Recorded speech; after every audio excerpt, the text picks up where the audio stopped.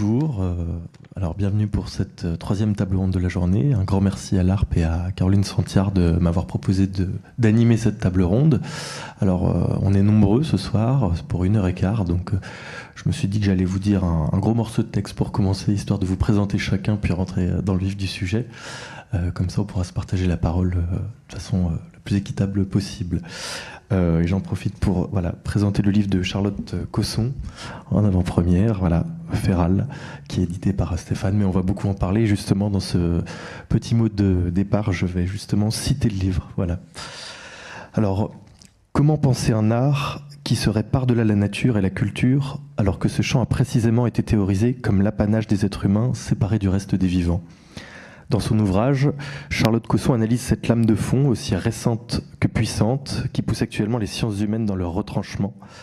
Beaucoup appellent dorénavant celles et ceux qui la portent les penseurs du vivant. Et au-delà de l'effondrement de la biodiversité, on trouve dans leur viseur cette célèbre séparation entre nature et culture. En France, Bruno Latour et Philippe Descola ont souligné que seuls les Occidentaux et les Occidentales, passés au tamis de la modernité, les modernes, considèrent leur tissu social comme morcelé et se sentent séparés du reste des vivants. Les modernes font des cases et opposent non seulement la nature et la culture, mais aussi le corps et l'esprit, la rationalité et l'imaginaire, le capital et la main-d'œuvre. Enfin, ils hiérarchisent.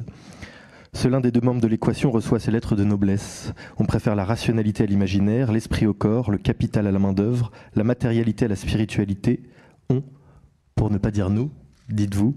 Et pourtant, comment oublier que l'humain fait partie, que nous faisons partie des mammifères de cette planète ? Comment penser un corps en vie sans qu'il soit animé par son esprit ? Ce livre, Feral, qui sort, j'allais dire aujourd'hui même, mais je crois que c'est dans 2 semaines la vraie date de sortie, va pouvoir nous servir à la fois de point de départ donc et d'appui pour cette table ronde. Nous avons donc ici l'autrice, Charlotte Cosson, historienne de l'art qui enseigne notamment à Sciences Po Ex. Elle cherche les œuvres et les rituels qui permettent aux modernes de se sentir appartenir à la trame vivante du monde. Son champ d'expérimentation se trouve en Provence, où elle permet aujourd'hui à 2,6 hectares de se réensauvager. Réensauvagement, une notion qu'on va d'ailleurs aborder aujourd'hui. Et à des humains, des humaines de se sentir connectés en pratiquant la transe. Nous avons à ses côtés Stéphane Durand, enfin ses côtés mais qui est là-bas, son éditeur, biologiste de formation et de métier. Il se tourne vers le journalisme scientifique avant de rejoindre les équipes de Jacques Perrin, à qui nous allons d'ailleurs rendre hommage ce soir après cette table ronde, pour la réalisation du Peuple migrateur en 2001, d'Océan en 2010 et des Saisons en 2016, longs métrages naturalistes qui ont été acclamés dans le monde entier. Et parallèlement à ses activités audiovisuelles, Stéphane écrit des scénarios et livres documentaires, puis crée en 2017 la collection Monde Sauvage chez Actes Sud, maison d'édition qu'il rejoint à temps plein en 2020. Nous échangerons aussi avec Alban Godard, qui est juste ici, ingénieur de formation qui s'intéresse depuis maintenant 15 ans aux activités humaines à fort impact environnementaux et sociaux, l'énergie, la mobilité, le développement urbain, l'agriculture. Elle débute sa carrière auprès de l'Agence internationale de l'énergie atomique, avant de devenir chef de projet et responsable d'affaires au sein d'un grand groupe d'ingénierie français, Assystem. Elle effectue ensuite un voyage bas carbone en Asie avant de prendre la direction de l'Urban Lab de Paris, opérateur d'expérimentation urbaine.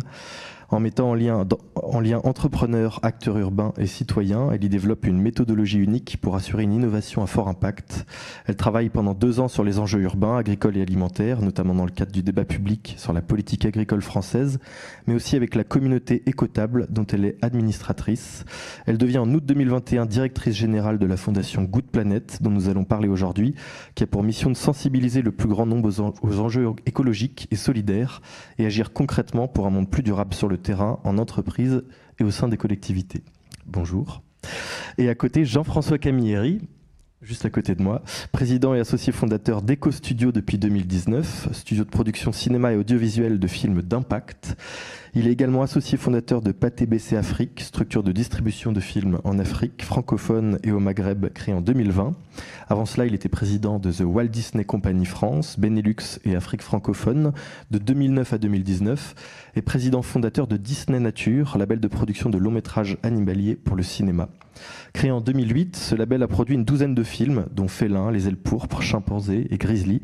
Auparavant, Jean-François Camilleri a dirigé la distribution des films Disney, Pixar, Marvel, Lucasfilm et Ghibli pour la France, et dirigeait Gaumont Buena Vista International, structure commune des distributions des films Gaumont et Disney. Aujourd'hui, nous reviendrons sur son parcours et sur ce qui l'a poussé à, si l'on peut dire ainsi, radicaliser son regard et son action en tant que producteur. Bonjour. Nous avons aussi Juliette Vigoureux, fondatrice de La Base, cabinet de conseil spécialisé dans la conception et le déploiement de stratégies durables auprès de professionnels du cinéma et de l'audiovisuel. Elle est diplômée d'un master de management des organisations culturelles et d'un master développement durable. Elle travaille depuis 2007 dans l'industrie cinématographique, en festival, auprès d'institutions et distribution de films. Elle est l'autrice d'une recherche universitaire consacrée au rôle des pouvoirs publics dans la transition environnementale des salles de cinéma et pilote le pôle cinéma au Shift Project. Elle est autrice du chapitre cinéma du rapport Décarbonons la culture et est titulaire de la licence Bilan Carbone, dont nous allons sûrement parler, ainsi que fondatrice de la fresque du film, dont vous sortez, je crois, d'ailleurs aujourd'hui. Et enfin, Yann Kounen, cinéaste, connu pour ses films Doberman, Blueberry, l'expérience secrète, 99 francs, Coco Chanel, Igor Stravinsky, Le vol des cigognes ou récemment Mon cousin, mais aussi réalisateur de documentaires tels que D'autres mondes en 2004, Darshan, L'étreinte en 2005, Mer Océan en 2016, et de films en réalité virtuelle, dont Ayahuasca, Cosmic Journey, qui est une expérience interactive sur l'ayahuasca dans la lignée de Blueberry ou D'autres mondes. Nous n'avons qu'une heure et quart pour se partager la parole, et c'est pourquoi je préférais tous vous présenter en ouverture de cette table ronde pour immédiatement rentrer dans le vif du sujet. Notre objectif aujourd'hui est de mettre en lumière les différentes approches adoptées par ces professionnels pour concevoir leur travail en relation avec la nature, en n'oubliant pas évidemment d'examiner comment chacun s'engage sur le sujet dans son travail en impliquant le public dans cette aventure. Alors la première question que je vais vous poser un par un, vous pouvez tous y répondre justement, je trouvais ça bien de commencer la discussion comme ça, c'était que vous reveniez chacun sur un événement marquant en lien avec notre thématique qui a eu un impact à la fois sur votre vision et votre parcours. Je vous propose de commencer, Jean-François. Bonsoir, merci beaucoup pour cette introduction. Bonsoir à tous. Moi, c'est une date assez simple à retenir parce que c'était il y a 20 ans, quasiment jour pour jour, quand j'ai rencontré deux jeunes producteurs à l'époque qui essayaient de trouver de l'argent pour finir un film documentaire qui était un premier film, à la fois en tant que producteur pour eux et en tant que réalisateur pour le réalisateur, sur les Manchots empereurs. Et moi, j'étais chez Disney à l'époque, j'avais aucune raison de faire de film français, encore moins de faire du documentaire animalier. Mais l'histoire m'a tellement plu que j'ai décidé d'y aller. Et ça a été un point de départ super intéressant. D'abord parce que ça faisait très longtemps que j'avais envie d'aller sur ce genre de sujet, mais j'en avais pas véritablement l'occasion. Donc ça a été l'occasion de le faire. Et ce film-là, La Marche de l'Empereur, a été le point de départ d'énormément de choses pour énormément de gens. Ça a permis à la société de production Bonne Pioche de grandir et de faire encore beaucoup de films dans ce genre-là. Ça a permis à Luc Jacquet de faire 4-5 films derrière. Ça m'a permis à moi de continuer à travailler avec eux. Et puis, le film ayant été un succès à l'international, il m'a semblé super intéressant de proposer à ce moment-là à Disney de continuer à faire des films comme ça, parce que clairement, en dehors de certains films de Jacques, et à l'époque, Peuple migrateur était sorti, mais pas Océan. Microcosmos était sorti, mais il n'y avait vraiment que 2 ou 3. Il n'y avait pas beaucoup de films chaque année, enfin, il y en avait très peu chaque année qui sortaient sur ces sujets-là. Je me suis dit que c'était intéressant de créer un label un peu à la Pixar. Et moi, ayant travaillé avec Pixar depuis le départ, ça m'obsédait, qui livrerait un grand film par an sur un sujet spécifique qui était le rapport à la nature, le rapport au monde animal notamment. Et donc, j'ai créé Disney Nature en 2008. Et pendant les 10-12 ans qu'on suivit, on a fait un film par an. On a notamment acheté les droits d'Océan pour les États-Unis et d'autres pays en Amérique latine et l'Italie notamment. Et ça a été un moment super important parce que ça nous a permis de travailler avec énormément d'ONG, de travailler avec des réalisateurs, des producteurs extraordinaires. Et ça m'a donné le goût du cinéma pour l'action, du cinéma d'engagement.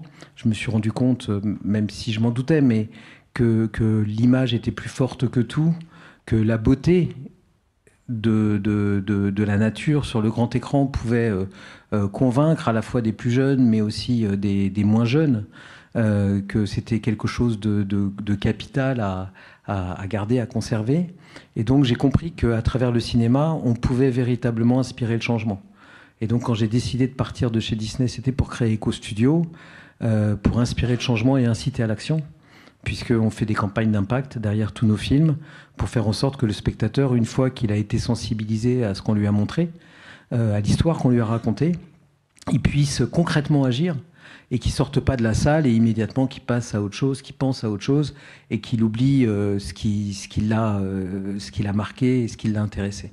Donc, à la fois faire en sorte qu'avec les films, on sensibilise et derrière, qu'on les garde pour les inciter à l'action. Et c'est ce qu'on appelle maintenant le cinéma d'impact. Merci. Charlotte Cosson. Bonsoir. Et merci beaucoup parce que c'est la première fois que j'entends mes mots dits par un autre. Donc merci pour ce bel hommage. Moi, c'est un peu plus récent, le jour où tout a basculé.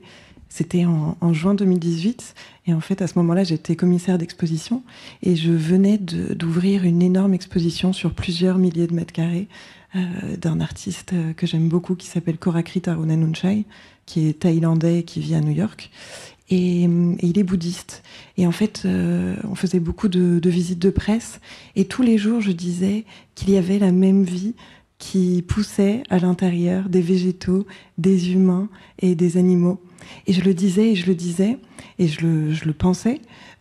Mais il y a eu ce déjeuner si particulier où je suis rentrée chez moi et je me suis fait une salade. Et machinalement, j'ai coupé un bout de basilic pour le mettre dans ma salade. Et j'ai eu un choc. Et je me suis rendu compte que je venais de couper un bout de vivant, que j'allais manger quelque chose qui était vivant avant. Et à ce moment-là, je me suis rendu compte que je ne pouvais plus continuer dans cette vie, que je ne pouvais plus être commissaire d'exposition et faire des expositions temporaires et donc forcément écocides, mais aussi que je ne pouvais plus habiter en ville et que je ne pouvais plus être en contact avec des plantes en pot sans se rendre compte que j'étais en contact avec des êtres vivants. Et donc là, j'ai décidé de devenir férale, c'est-à-dire de passer de domestiquer à un être qui essaye d'aller vers le sauvage ou qui retrouve les sources du sauvage en elle. Merci. Yann Kounen. Merci. Moi, je dirais que l'événement fondateur, alors c'est 24 ans plus tôt, quand j'ai rencontré le monde amazonien, les Indiens et leur médecine et leurs plantes. Parce que j'y allais pour chercher l'inspiration pour parler de la nature, et ils m'ont ramené à mettre en lumière ce lien, en fait, et modifier petit à petit au cours de ces années, où c'est toujours un lien qui est actif, ce rapport de déconstruire un conditionnement culturel pour retrouver un lien naturel avec la chose dont on fait partie, en fait, simplement. Et c'est un chemin qui paraît tout simple, mais comme tu le disais, et en fait, c'est complexe de se rendre compte à quel point on a l'homme et la nature, et en fait... on décrit quelque chose extérieur à nous dont nous faisons partie. Et voilà, donc tout ça a été le début d'un chemin qui après s'est manifesté à travers certains films et certains voyages. Mais ça, c'était le point important. Et après mon travail, au départ, qui était presque de me dire mais je vais peut-être plus faire du cinéma, j'ai passé du temps avec les indigènes, ce que j'ai quand même continué à faire. Mais je me suis dit, si j'ai un truc à faire, c'est essayer de reprendre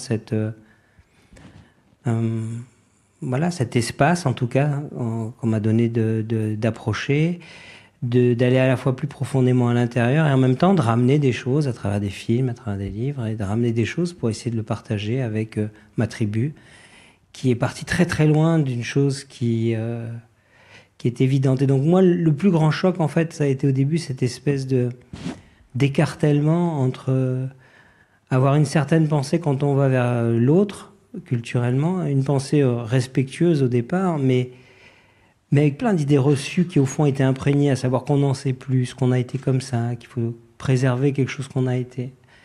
Et de comprendre que c'est pas tout à fait ça la réalité. Il y a des gens qui sont beaucoup plus avancés dans un territoire qui est le lien avec la place qu'ils ont dans la nature, le lien, l'ouverture cognitive, la capacité à avoir des choses que nous avons perdues, refermées en développant des êtres plus mentaux et un monde plus mental. On s'est fermé l'essence, en fait. Donc, au fur et à mesure que c'est réouvré, je pensais qu'en tant que cinéaste, c'était mon travail de partager ça avec ma culture, parce que peut-être certains pourraient être intéressés par ce point de vue qui est très complexe à ne serait-ce que percevoir, tellement nous avons oublié en tant que culture. Merci. Alban Godard.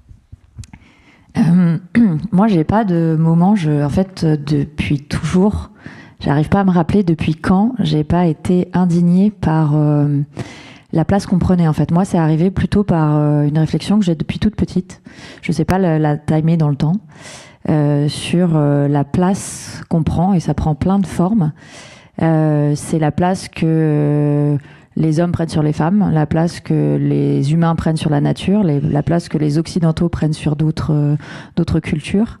Et cette notion de déséquilibre, d'injustice, que moi je pense que j'ai d'abord conçue comme une injustice profonde, puis ensuite comme une notion de déséquilibre, qui a fait que très naturellement, c'était juste, je voyais pas sur quoi d'autre je pouvais travailler, mais c'est plus que travailler, c'est juste, ça m'a toujours animée depuis que je peux me rappeler mes premiers souvenirs.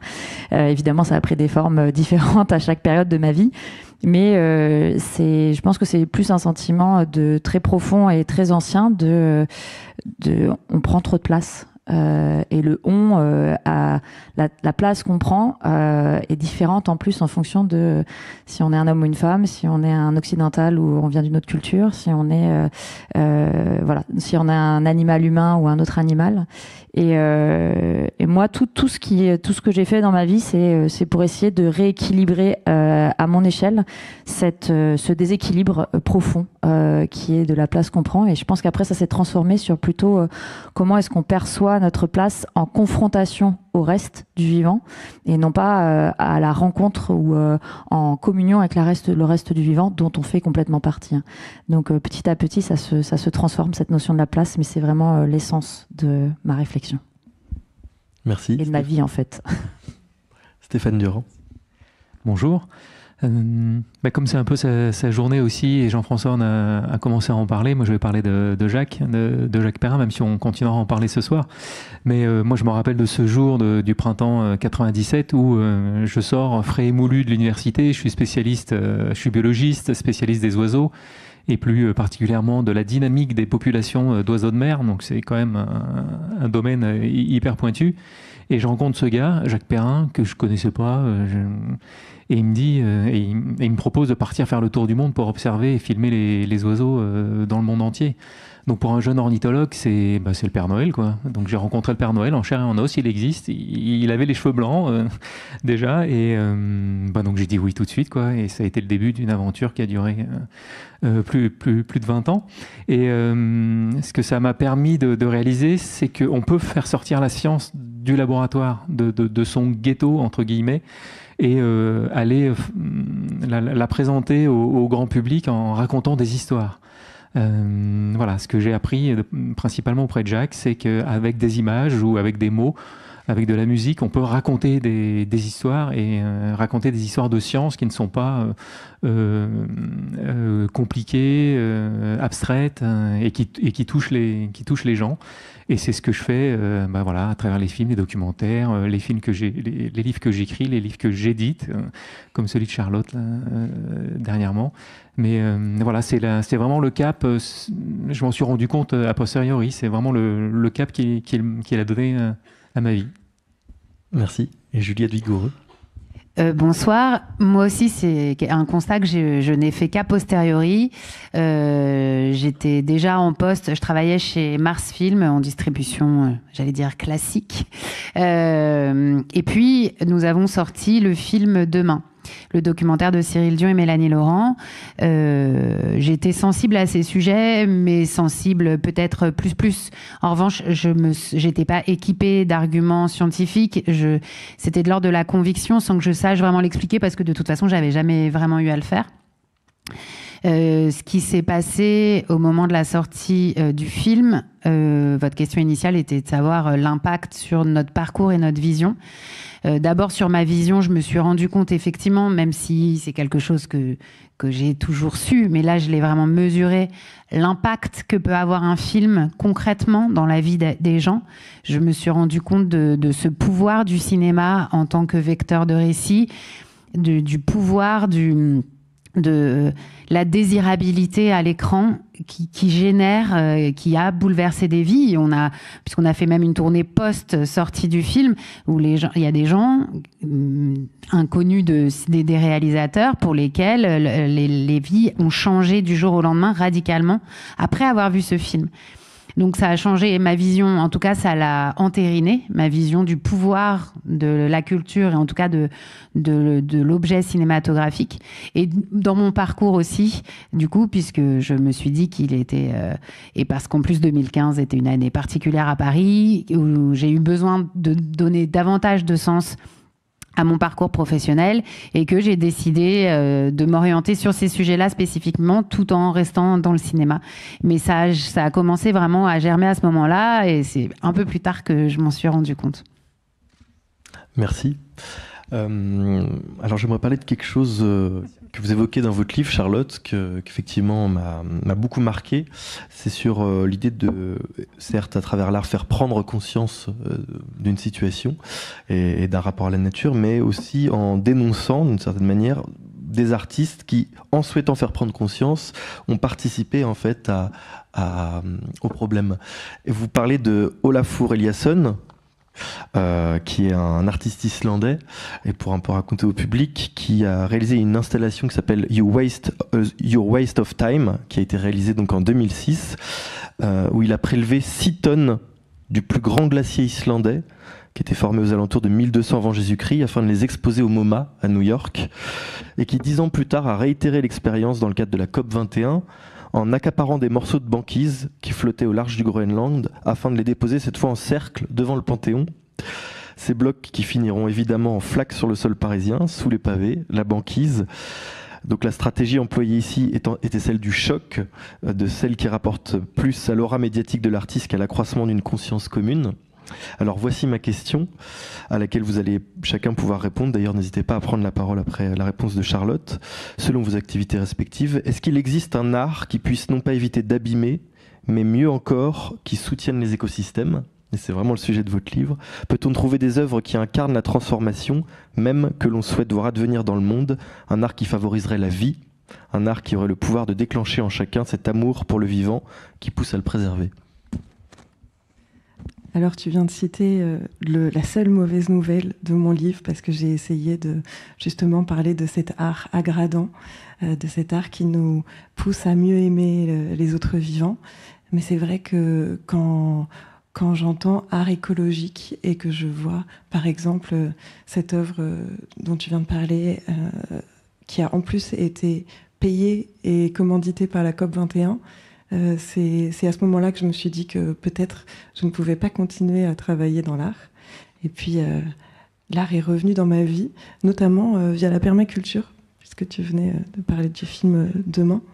Je me suis demandé s'il y avait un art qui, inconsciemment ou non, pouvait répondre ou entrer dans les cadres de la permaculture, qui est une philosophie pratique, justement, qui dit que tout se jardine, donc même les humains, même l'art. Et est-ce qu'il y a un art qui permet d'être aggradant ? C'est vraiment le sujet de mon livre, donc je ne parle que de ça, que des artistes qui nous permettent de sortir de cette vision moderne qui nous fait voir le monde comme un stock de ressources, qui fait qu'on voit que tout est mort. Et au contraire, il y a des artistes qui, avec des petits rituels, nous permettent de nous rendre compte qu'en fait, tout est vivant. Je pense par exemple au collectif Dance for Plants, qui danse pour les plantes, qui danse pour les arbres. Et en fait, ces rituels, et c'est ça qui m'a intéressée, on peut les faire nôtres, on peut se transformer, on peut transformer nos sensibilités en reproduisant ce que proposent ces artistes. Et franchement, essayez un jour de danser pour un arbre. Ça décentre vraiment. Nous qui avons besoin de sortir de notre anthropocentrisme ou sortir de notre vision de moderne, on est toujours là à se mettre au centre. On ne pense qu'à nous et qu'à travers notre vision moderne, rationaliste, consumériste, colonisatrice aussi. Danser pour un arbre, le mettre au centre, ça change tout. Et je pense que c'est un enjeu de l'art, et c'est un enjeu que l'on retrouve dans les films de Jacques Perrin ou dans les films de Yann. Essayer de se faire aussi enseigner, soit par les peuples racines, soit par les arbres, soit par les animaux, et devenir apprenant de ces êtres, plutôt que de rester dans notre position de sachant, de dominateur, alors que finalement, pour les peuples racines, on est des petits frères, en fait, ou des petites sœurs. On est tout petits, on ne sait pas grand-chose par rapport à eux. Alban, je voulais prendre des notes. En fait, moi, je suis ingénieure, donc moi, je viens vraiment de l'ultra-rationalité. En plus, je suis ingénieure nucléaire, donc vous imaginez un peu je suis vraiment au summum de l'ultra-rationalité. J'ai fait de la physique subatomique. Voilà. En fait, je crois que j'ai compris au bout d'un moment, ça m'a pris un peu de temps, que en fait comprendre, enfin si on voulait agir, si on voulait faire évoluer nos modèles et agir pour une société plus soutenable, comprendre c'était important. C'est vraiment la rationalité, il ne faut pas la mettre de côté non plus, parce que si on imagine plein de choses, des mouvements intéressants ou des évolutions intéressantes, mais sans comprendre ce qui ne va pas, ça amène à des choses où en fait on change nos ampoules au lieu de changer nos modèles alimentaires. Parce que juste on ne comprend pas les masses en fait, et ce qu'on fait vraiment mal versus... Voilà. Donc c'est vraiment important de comprendre quand même ce qui se passe. Donc moi je ne jetterai pas la rationalité avec l'eau du bain. Mais clairement ça ne suffit pas, sinon on n'aurait pas besoin d'un énième rapport du GIEC. On aurait changé depuis belle lurette. Donc je vous rejoins complètement, la rationalité ça ne suffit pas du tout. Et je le dis d'autant plus que je suis un pur produit de cette société-là. Je pense que j'ai eu un moment aussi où je me suis dit, ça fait quelques années, où je me suis dit en fait pour agir, il y a 2 briques fondamentales. La première, c'est comprendre, donc comprendre les grandes masses, les échelles, les évolutions, ce qu'on a pu faire de bien versus ce qu'on a pu faire de pas bien. Mais aussi avoir une capacité à imaginer. Et ces 2 briques-là, c'est ces 2 briques-là qui sont aussi importantes l'une que l'autre pour se mettre en mouvement. Et imaginer, c'est faire quoi? C'est imaginer un monde qui soit différent et un minimum désirable. Et c'est à la fois le fait de comprendre et d'imaginer un autre monde, un minimum désirable, qui va faire qu'on va se mettre en mouvement. Si on fait que comprendre, il y a de grandes chances qu'on tombe dans l'éco-anxiété et qu'on ne bouge pas. Si on fait que imaginer, il y a des chances qu'en fait on imagine des trucs super, mais qui n'aillent pas forcément au bon endroit. Donc ces 2 briques-là, elles sont vraiment fondamentales. Une fois qu'on a dit ça, le fait de comprendre, c'est le boulot des ingénieurs et des chercheurs. Ils font que ça. Le GIEC, ils sont à fond, voilà. Ils ont fait plutôt un bon job ces dernières années. Voilà, ils sont plus ou moins efficaces sur la mise en mouvement. Sur l'imagination, on a un sacré boulot. Et je pense qu'on a vraiment délaissé cette partie-là. Et en fait, ce qui est génial, moi je suis très enthousiaste en fait par la période dans laquelle on est, parce que je suis pas du tout dans l'éco-anxiété, parce que je trouve qu'on a un moment de l'humanité assez exceptionnel où en fait on a la nécessité de réinventer drastiquement notre modèle de société. Et il n'y a pas beaucoup de moments comme ça dans l'histoire de l'humanité où on a une obligation de réinventer complètement notre modèle de société. Et ça, pour les gens qui ont un minimum d'esprit créatif, c'est-à-dire la grande majorité des humains, voire la quasi-totalité des humains, en fait, c'est une période extraordinaire où en fait, on peut réinventer tout, notre rapport au monde, notre rapport aux autres, tout ce qu'on a inventé. L'économie, c'est quelque chose qu'on a complètement inventé, qui est une pure vue de l'esprit. C'est pas comme la gravité, on est contraint par la gravité, ça, on va pas pouvoir l'enlever. Par contre, l'économie, on peut complètement réinventer notre modèle économique. Et là, je trouve qu'il y a, en fait, réinventer, travailler les imaginaires, c'est le job des artistes, en fait. Des artistes au sens large, du cinéma, de l'art, de la danse, du théâtre, de la photographie, de l'écriture, du dessin, de vraiment tout. Et c'est vraiment le job des artistes que de se décaler, de montrer un autre regard et de dire « Ah, regardez si on imaginait ça un petit peu différemment ».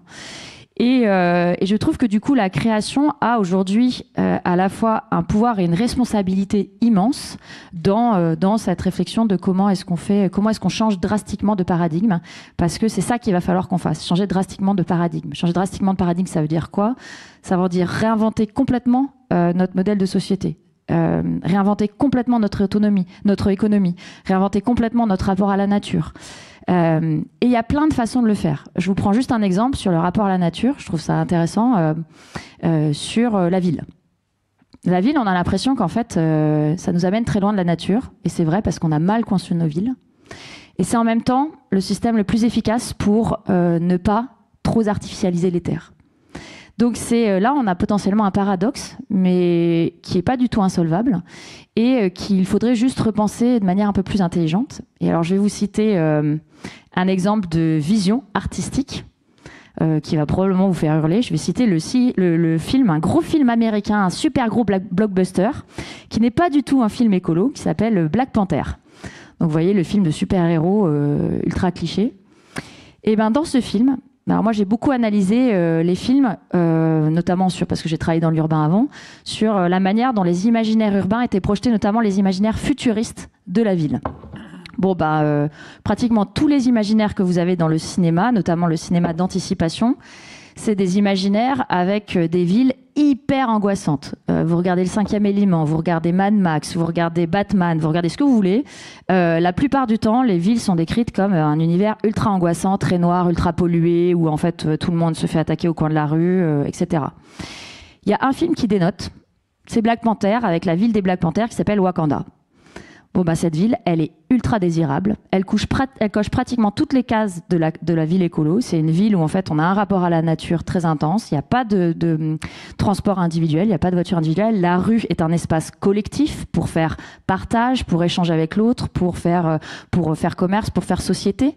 Il y a un rapport à la densité qui est extrêmement important, mais qui permet du coup de laisser de la place au reste, aux espaces naturels, aux espaces de production agricole, etc. C'est un des seuls films où il y a une ville extrêmement désirable, mais aussi extrêmement positive d'un point de vue environnemental.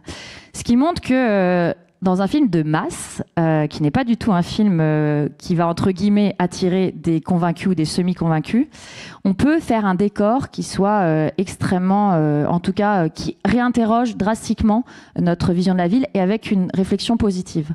Là, je trouve qu'on a quelque chose de vraiment, vraiment intéressant qui a été fait par des créatifs et qui vient bousculer une vision très noire d'un système qui, au final, est extrêmement intéressant d'un point de vue environnemental. Alors, j'en profite juste pour rebondir parce qu'on a quand même Jean-François Camilleri ici qui a donc été président de Walt Disney Company en France et qui a distribué de nombreux films. On en parlait pour préparer la rencontre.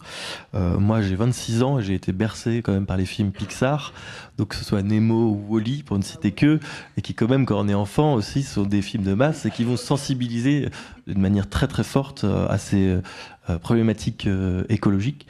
Et pareil pour les films Ghibli, Princesse Mononoke, qui est un exemple absolu là-dessus. Alors Jean-François, je me demandais si vous pouviez un peu nous parler de la façon dont vous aviez appréhendé la distribution de ces films, notamment dans leur promotion.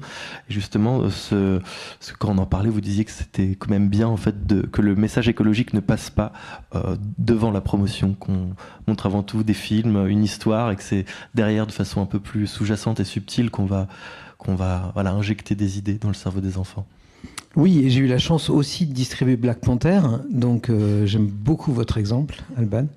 Mais ce qui est super intéressant dans ce que vous dites, et ce que Léo le reprend, c'est que aujourd'hui, pour faire passer des messages, il faut le faire à travers de bons films, avant tout.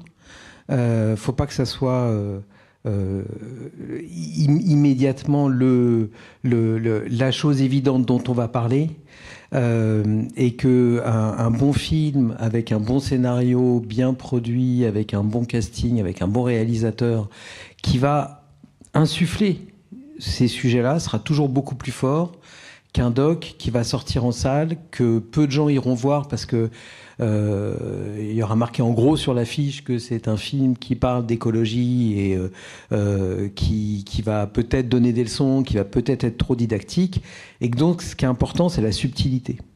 Et l'exemple de Wakanda est super bon parce que c'est vraiment ça.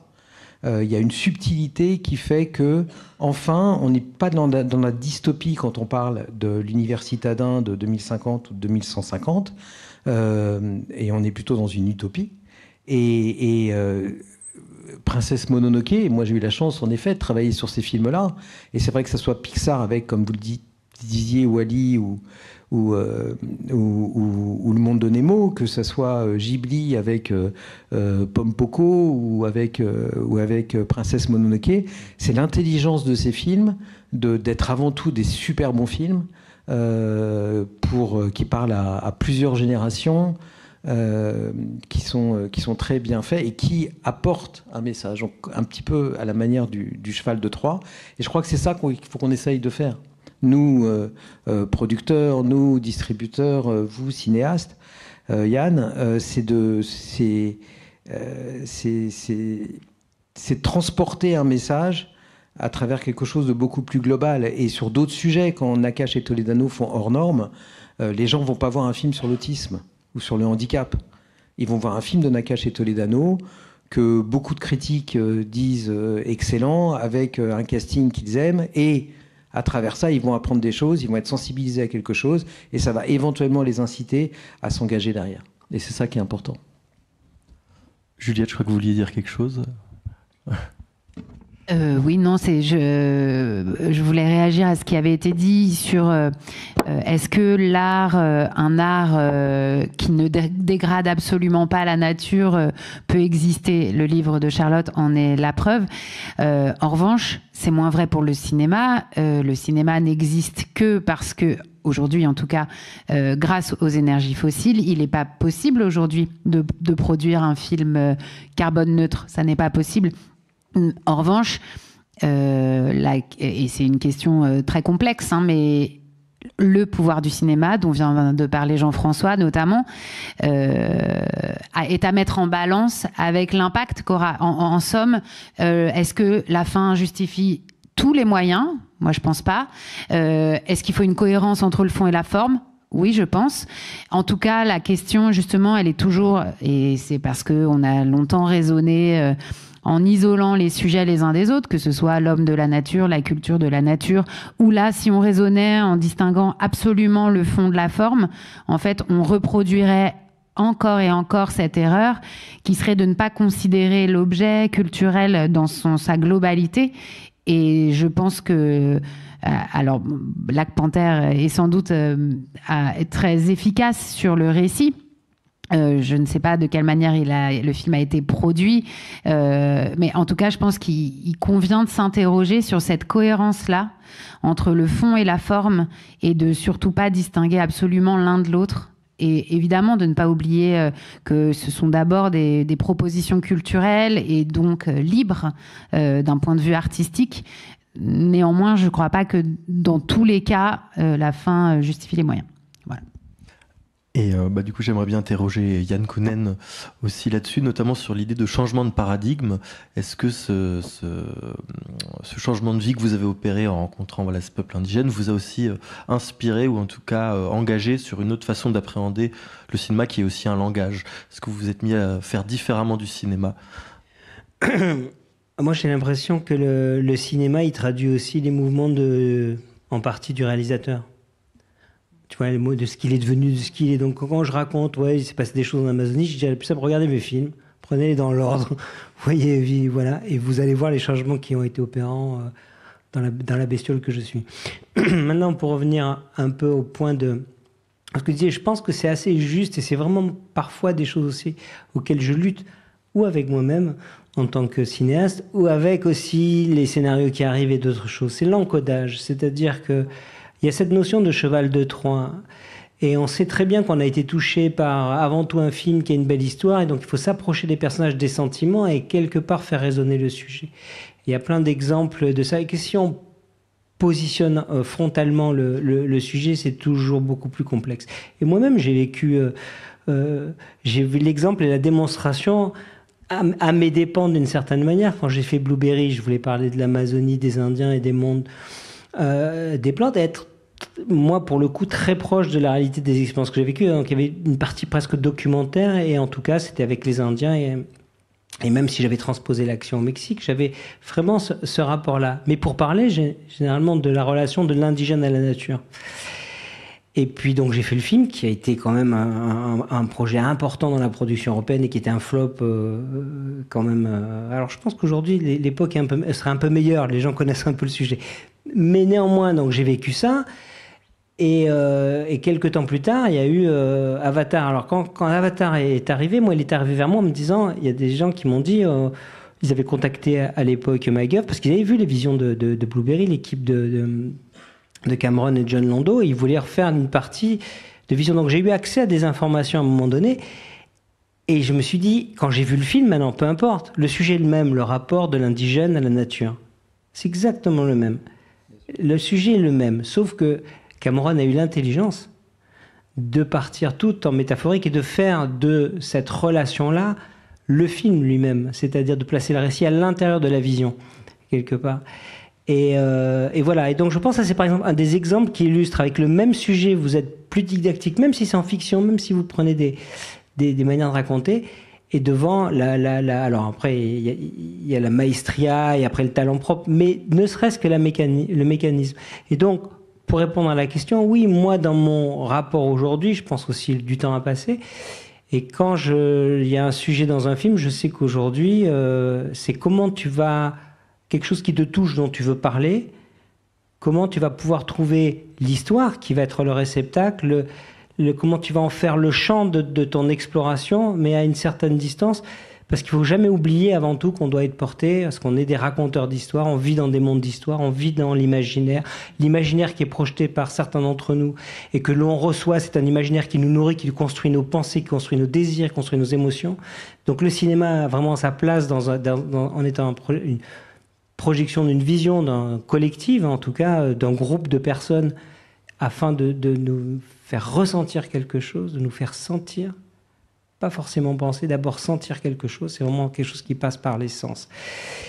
Et quant à la question, est-ce qu'il y a un art qui est polluant, quand tu as posé cette question, j'ai pensé, c'est certainement pas le cinéma qui va être ça. Donc j'ai pensé l'art de la méditation, parce que c'est aussi une forme d'art. Ça, vraiment, c'est carbone en dessous. Parce qu'en fait, au lieu de bouger, on ne bouge plus, donc on respire moins. Donc c'est le seul art, à la limite, où on peut être sûr qu'on va descendre son taux de carbone et en plus faire un voyage personnel ou collectif. Mais c'est vrai qu'après, pour répondre à ça, c'est vrai que dans le cinéma, il y a cette espèce de chose vertigineuse et aveuglante qui est qu'on a toutes les intentions du monde, on reste des artistes et à un moment donné, s'il faut amener la caméra au sommet d'une montagne, on se pose pas de la question tout à fait de comment. Donc effectivement, ça évolue aujourd'hui. C'est-à-dire, je pense aujourd'hui, il y a des tas de questions que je me pose, que je me posais pas à une époque parce que j'avais pas forcément conscience de ça. Puis j'étais aussi on est dans la passion de faire le film. Mais aujourd'hui, heureusement, il y a des gens qui viennent aussi vous guider. Et puis vous, naturellement, je pense qu'on a tous changé nos rapports à notre quotidien, à notre consommation d'énergie, à tout ça dans nos usages. Et donc de faire en sorte que quand on va travailler, ça va pas être autre chose. Et donc on a effectivement aujourd'hui, enfin en tout cas moi, j'ai beaucoup plus ce rapport-là dans le film. Mais par contre, il sera toujours... ça va être beaucoup plus de carbone, beaucoup plus toxique pour la planète un film, même s'il est bien pensé, qu'un livre, qu'un chant, que quelque chose. Donc faisons au moins des films, en tout cas qui ont une énergie, comme tu le disais, mais tu vois, de cette énergie qui est de faire passer des choses positives et qui vont influencer dans la balance. Alors ils sont un peu lourds en carbone, mais peut-être qu'ils vont amener beaucoup de gens à ressentir des choses qu'ils ne pourraient pas ressentir autrement et qui va petit à petit les faire bouger, comme nous, le cinéma nous a fait bouger quand on était jeunes, à une certaine époque, un film. Moi, ça a été Little Big Man, par exemple. D'un coup, j'ai compris qu'on va raconter des histoires complètement sur le monde indigène. Et voilà, on a tous des films où l'émotion va nous faire changer. Et Stéphane, je me dis qu'on pourrait parler un peu de Jacques Perrin aussi, qui avait quand même cette particularité de prendre le point de vue des oiseaux aussi. Et ça va nous amener aussi sur Charlotte et l'idée d'ensauvagement. Est-ce que vous pouvez un peu parler justement du rapport de Jacques Perrin et ces moments où il souhaitait prendre vraiment le point de vue désethnocentré, je ne sais pas comment on peut le dire, de changer vraiment de point de vue pour pour prendre la place enfin, non pas prendre la place, mais observer depuis le regard d'un oiseau. C'était exactement ça. C'était tout mettre en œuvre pour essayer de se mettre sa grande phrase, c'était oiseau parmi les oiseaux, dauphin parmi les dauphins dans l'océan, loup parmi les loups pour les saisons. Et non pas d'être dans la peau, parce que voilà, c'est un vœu pieux, on n'y arrive pas, mais en tout cas de faire l'effort, de faire la tentative, de faire un pas vers ces oiseaux. Jacques n'était pas du tout un scientifique, encore moins un ornithologue. C'est pour ça qu'il m'appelle auprès de lui. Mais c'était un rêveur. Il avait beaucoup d'imagination et ce qu'il voulait, c'était faire passer à travers le film, les images, le son, la musique, la sensation. Qu'est-ce que ça doit être d'être à 1000 mètres d'altitude au milieu d'un groupe d'oies en train de franchir l'Himalaya. Voilà, la sensation physique, vraiment l'effort, le hannement de la respiration, parce qu'il y a moins d'oxygène à ces altitudes, parce que voilà, l'effort est fourni et est important. Et par le travail sur le son, sur l'image, la musique, faire en sorte que les spectateurs dans la salle se sentent un peu... tout à l'heure, Charlotte, tu parlais de petits frères et de petites sœurs, mais ouais, qu'on sente une proximité. Et que ça devienne évident, oui, ils sont, on est comme eux, ils sont comme nous, c'est-à-dire des fois ils doivent faire des trajets, et allez, il faut y aller, et on y va, et c'est pas facile, et parfois c'est chouette, parfois c'est moins chouette, il y a des obstacles à franchir, c'est dur, on est fatigué, il faut se reposer, il faut manger, on se fait avoir par une tempête, voilà, on est tous les mêmes. Et ce qu'il voulait à travers ces films, c'était qu'on ressente ça vraiment, aller au plus pur de la sensation. Alors c'est sûr que en carbone, c'est des films qui ont été énormes et très très très lourds. Mais ils ont fait aussi le tour du monde. Ils ont ému beaucoup de gens. Beaucoup de gens ont été émus par ces oiseaux, par ces dauphins, ces poissons.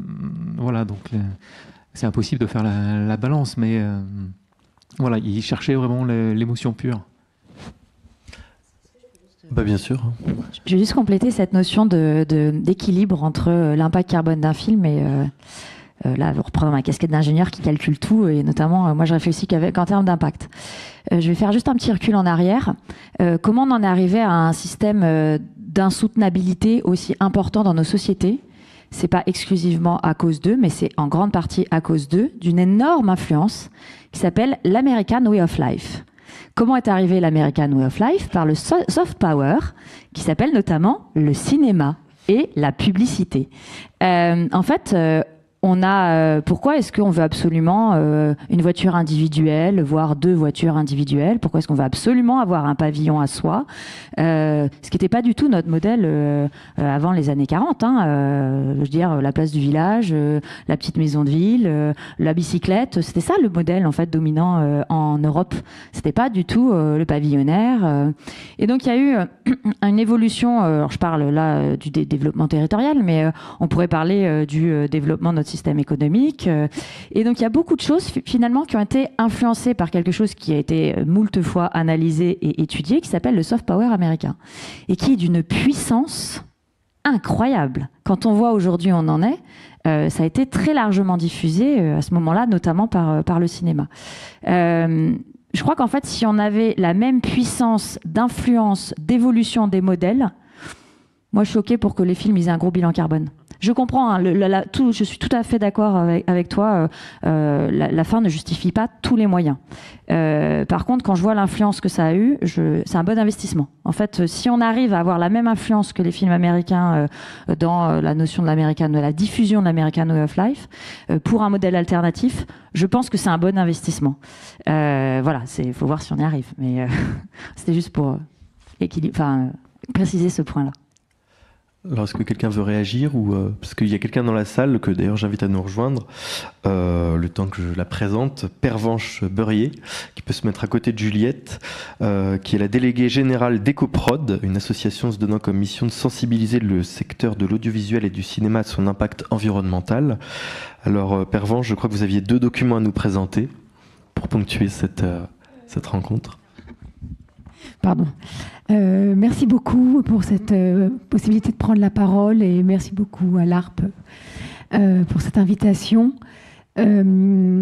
Déjà quelques mots rapides sur EcoProd. Effectivement, c'est une association à but non lucratif qui a pour mission d'accompagner la transition environnementale du secteur, mais plutôt du point de vue industrie, c'est-à-dire vraiment pas dans la dimension récit que vous avez évoquée et qui est évidemment essentielle, qui permet de véhiculer l'émerveillement, l'émotion et de finalement émouvoir au sens faire bouger les gens. Et c'est vrai que on peut pas du tout, c'est l'essentiel, bien sûr. Mais EcoProd se concentre sur l'autre facette de cette industrie qui a été bien évoquée par Juliette Vigoureux, qui est son impact environnemental, son impact carbone.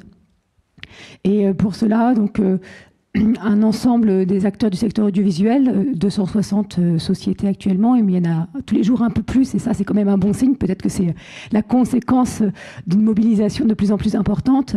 Donc on a 260 structures qui ont rejoint le mouvement EcoProd, enfin l'association EcoProd, en contribuant volontairement à la fois financièrement, mais aussi en donnant beaucoup de leur temps pour mettre en place des solutions communes, pour essayer de trouver, échanger les bonnes pratiques, et finalement se fédérer autour de ces enjeux environnementaux de façon assez pragmatique même. Voilà, donc EcoProd a pour mission à la fois de fédérer les acteurs du secteur audiovisuel au sens large. Vous évoquiez aussi la publicité, c'est important de ne pas se cantonner. Alors, on est ravis d'être ce soir ici en partenariat avec l'ARP, mais c'est vraiment le secteur audiovisuel au sens large, y compris la publicité, toutes les émissions de flux, les chaînes en continu, tout ça, ça a un impact carbone colossal. Et quand je dis carbone, évidemment, ce n'est pas que le carbone en réalité, hein, c'est toutes les ressources, l'érosion de la biodiversité, enfin bon, c'est beaucoup plus large. Donc l'idée, c'est de fédérer un peu tout ce secteur pour le mobiliser sur ces enjeux. C'est la première mission. Et pour ça, il faut d'abord savoir comment faire. Donc, un des aspects qu'on a beaucoup développé au sein d'EcoProd, ce sont les formations. Donc on forme énormément, y compris dans les gros groupes qui font tous des fresques du climat ou bientôt peut-être même des fresques du film, mais au sein des chaînes de télévision, à la fois la partie éditoriale et maintenant formée aux enjeux environnementaux. C'est progressif, hein, c'est pas encore gagné. Et puis aux enjeux d'éco-production aussi bien. Et l'autre aspect important aussi qu'on essaie de développer davantage, c'est le développement d'outils pratiques qui sont des fiches mises à disposition gratuitement, des solutions de ressources en fait, qui sont des fiches métiers, comment agir pour limiter son impact environnemental en tant que chef op, en tant que voilà, enfin selon tous les métiers, hein, donc on en a vraiment pour tout le secteur. On a aussi un outil qui permet de mesurer l'impact carbone des films et ça c'était finalement un travail aussi d'influence de toute cette industrie, c'est de pousser la réglementation à une réglementation plus ambitieuse et je pense que c'est aussi un autre levier d'action. L'émerveillement évidemment est un levier pour faire bouger les lignes, mais finalement la réglementation permet aussi de faire avancer les choses, peut-être parfois de façon plus directe et parfois plus rapide. Voilà, la réglementation qui se met en place au niveau du CNC actuellement, les productions pour obtenir des subventions doivent présenter les bilans carbone des œuvres. Voilà. Et je me demande du coup, en entendant ça, Jean-François et Yann, comment vous appréhendez ce type d'initiative, du coup, en tant que producteur et en tant que cinéaste? Non, mais c'est quelque chose qu'on a mis en place déjà. Et je trouve ça bien, parce qu'il faut peut-être forcer un peu la main. Et effectivement, si on a des aides aujourd'hui donc de l'État à travers le CNC dans le monde dans lequel on est, qu'on va être cohérent avec tout ça, effectivement, il faut avoir une certaine attitude ou être forcé dans une attitude, ou en tout cas, ça peut permettre de forcer le regard des acteurs de la chose. Sinon, ils peuvent faire le film sans le CNC et sans le label. Mais je pense que tout ça, c'est positif.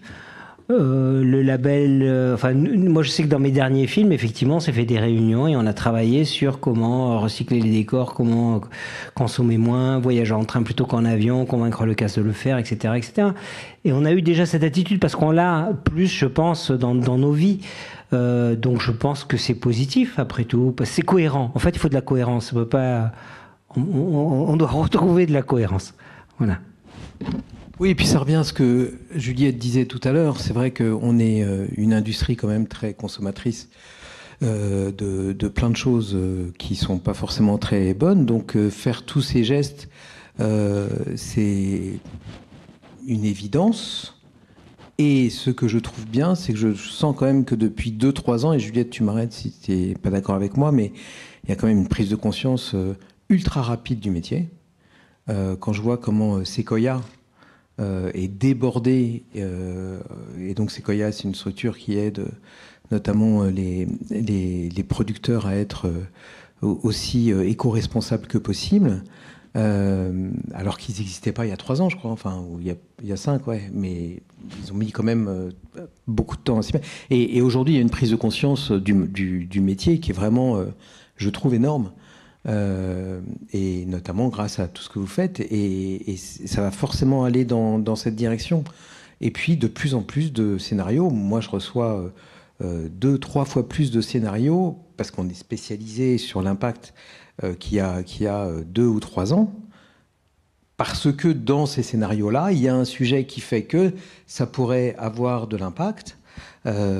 Et souvent venant de producteurs ou de réalisateurs de renom qui font ce qu'ils n'auraient jamais fait avant. Enfin, pour avoir travaillé sur les films Gaumont dans les années 90 et 2000, je peux vous dire que s'il y avait un film sur 300, pas chez Gaumont, mais en général sur le marché qui pouvait traiter de ces sujets-là, aujourd'hui c'est un film sur 3, dans lesquels il y a quelque part, à un moment, le sujet qui est traité d'une manière ou d'une autre. Et si en plus, dans la fabrication, grâce à ce que vous faites, grâce à tout le prosélytisme que Juliette fait, et puis grâce notamment à des structures comme Sequoia, ça peut aller encore plus loin, c'est génial, et c'est ce qui se passe aujourd'hui.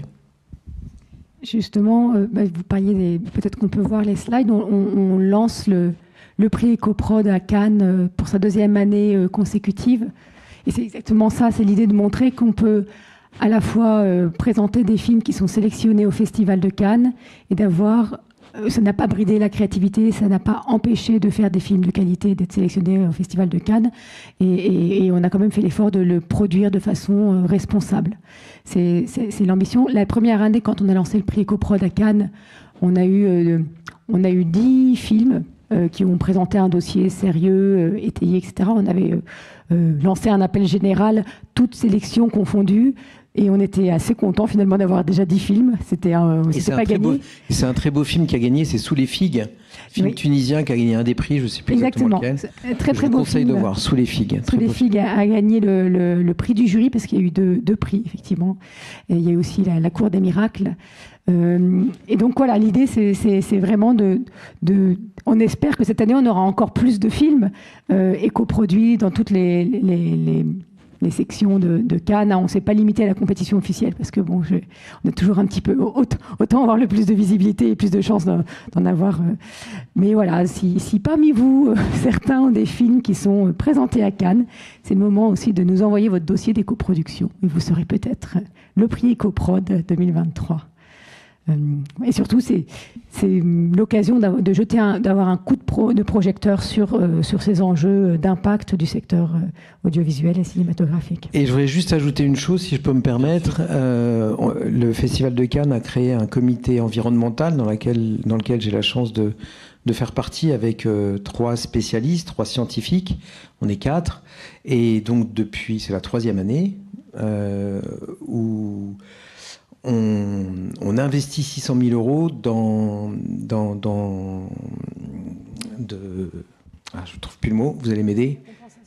Dans la compensation, merci, c'était le mot que je cherchais, dans la compensation carbone, puisque toutes les personnes qui vont à Cannes payent maintenant 20 euros, je crois, de plus, et le festival abonde. Donc c'est déjà, en 3 ans, ça sera 1 800 000 euros d'investir dans de la compensation carbone, tout ça parce qu'il y a une conscience évidente, et on en revient à ce qu'on disait tout à l'heure, qu'un événement comme le Festival de Cannes, qui est un des plus gros événements médiatiques au monde avec les Jeux Olympiques et la Coupe du Monde de foot, est bien évidemment pas du tout dans les rails, mais grâce à cette compensation, il y a quand même un effort important qui est fait et qu'au fur et à mesure, c'est des choses qui vont se développer sur ce festival, mais aussi sur d'autres festivals. Et c'est aussi important de le noter. Alors, et avant de conclure cette discussion avec une dernière question, je voulais absolument que Charlotte parte de quelque chose que j'ai trouvé assez formidable dans son livre. C'est, et je vais vous laisser en parler parce que vous le ferez mieux que moi, l'idée de propriété intellectuelle et comment elle pouvait être utilisée comme arme, un véritable privilège de la création, une véritable protection, le bien symbolique qui devient plus fort juridiquement que le bien tout court. Donc là, ça paraît mystérieux ce que je dis, mais j'aimerais bien que vous en parliez un peu parce que j'ai trouvé ce chapitre absolument, vraiment très important. Oui, alors en fait, je me suis rendu compte que les artistes, ils avaient beaucoup plus le droit de sortir des limites de l'autorisé que les activistes ou les zadistes et les personnes engagées écologiquement. Par exemple, il y a Gianfranco Baruccello, qui était un artiste qui, dans les années 70, a annexé autour de sa ferme, autour de Rome, plein de terres et a décidé de les cultiver. Et il a décidé que cette ferme et ces terres cultivées seraient une œuvre d'art. Et en fait, il l'a dit, s'il avait été un fermier, il se serait fait déloger. Voilà. Et donc là, je me suis dit, waouh, peut-être que l'art et les artistes, ils ont une licence là où les activistes n'en ont pas. Et il y a d'autres artistes qui s'en sont emparés de cette question, notamment Aviva Ramani, qui en fait a fait toute une symphonie et a fait peindre des notes de sa symphonie sur des arbres avec de la peinture complètement biodégradable, ne vous inquiétez pas. Et en fait, elle, en mettant ensuite un copyright sur cette symphonie, a permis que tous ces arbres soient sauvés, et pas de n'importe qui, de n'importe quoi, des compagnies minières de fracking aux États-Unis. Donc, parce qu'ensuite elle a mis un copyright sur son œuvre, elle a réussi à faire plier des compagnies minières.